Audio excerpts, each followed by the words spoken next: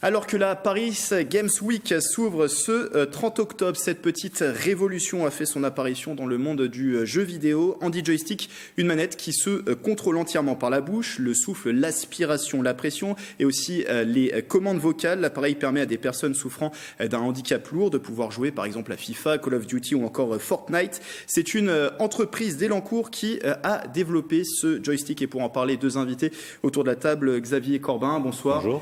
Directeur du développement à Blue Linea qui est spécialisé dans la domotique, c'est-à-dire les objets interconnectés. Et également Florian Matra, bonsoir. Bonsoir. Chef de produit spécifiquement sur cet Handy Joystick. Vous nous expliquerez tout à l'heure comment ça fonctionne, voilà, concrètement.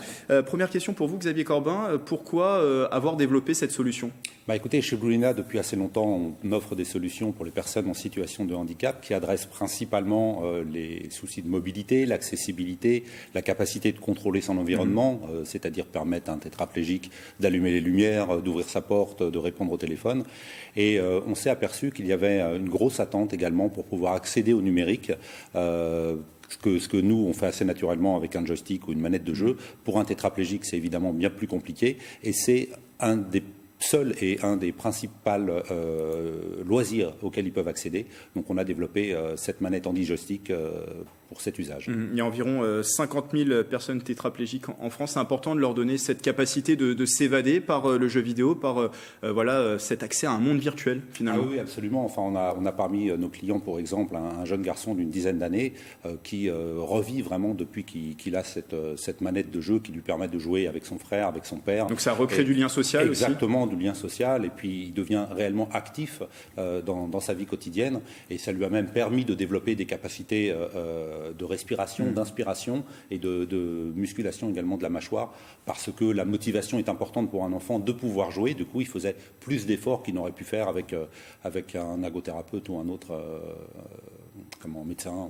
Donc c'est un moment d'évasion, ça développe le lien social. Je crois qu'il y a aussi, forcément ça a été démontré, le jeu vidéo a des bienfaits aussi dans les soins. Vous travaillez notamment avec des établissements de santé via cette solution, c'est ça ? Absolument, c'est quelque chose qui est utilisé dans des centres de rééducation, dans des foyers d'accueil spécialisés, parce que c'est un vrai loisir, c'est un vrai moment de liberté et d'évasion que l'on va offrir à ces personnes-là, qui aujourd'hui ont très très peu de moyens d'interagir sur leur environnement pour accéder à du loisir ou à quelque chose de plus fun. On sait leur faire allumer une lumière ou ouvrir une porte, mais ça c'est pour des gestes de la vie quotidienne. Là c'est davantage orienté sur le plaisir. Alors c'est une manette qui fonctionne grâce au souffle, à l'aspiration, aux pressions aussi que l'on va exercer sur cet appareil. Il y a aussi, je crois, la commande vocale qui rentre en ligne de compte. Concrètement, comment ça marche ? Alors en restant le plus pédagogique possible, comment ça marche cette solution ? Alors là, donc j'ai le produit avec moi.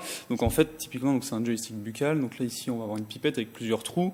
Donc je vais pouvoir souffler et aspirer dans chacun des trous pour émuler un bouton de manette. D'accord. Donc typiquement, je souffle le milieu pour appuyer sur croix, j'aspire, ça fait carré. Voilà.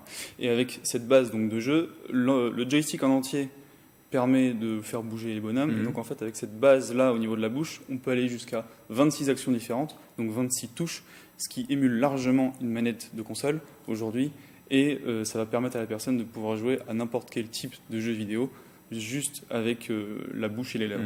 Comment techniquement on arrive à transformer du souffle, des mouvements en commande de manette ? Alors ça, après, c'est plus de l'électronique, ça se passe à l'intérieur, l'intelligence est à l'intérieur, en fait, avec des systèmes de membranes, où on va avoir des pressions dans les tuyaux, des membranes qui vont se gonfler, se dégonfler, ce qui va permettre de faire un contact électromagnétique à l'intérieur du boîtier, qui va déclencher derrière une commande.